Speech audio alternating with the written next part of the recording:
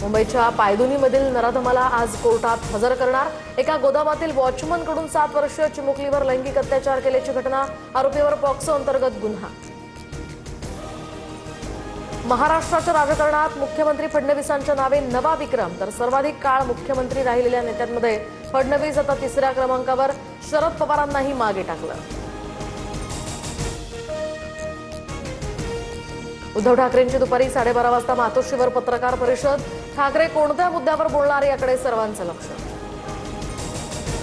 ठाकरेंच्या रामरक्षावरून आता राजकीय वातावरण तापण्याची शक्यता। फडणवीस सदस्य असलेल्या नागपुरातील मंदिराची ठाकरेंकडून निवड। 18 जुलैला भाजप आणि ठाकरेंची शिवसेना आमने सामने येण्याचीही शक्यता। राम मंदिर दान गैरव्यवहार प्रकरणी आज सर्वोच्च न्यायालयामध्ये सुनावणी। याचिकाकर्त्यांकडून सीबीआय चौकशी, कॅग लेखापरीक्षणाची मागणी। सुनावणीकडे आता सर्वांचं लक्ष।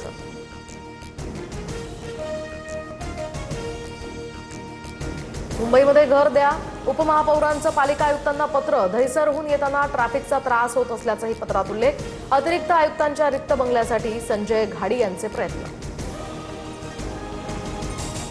तुर्भे परिसरातनं ताज हॉटेलला धमकीचा फोन। दाऊदनं हॉटेलमध्ये बॉम्ब ठेवल्याची धमकी। तपासणीनंतर काही आढळून आलं नाही। आरोपीचा शोध घेण्यासाठी पथक सज्ज, तपासही सुरू।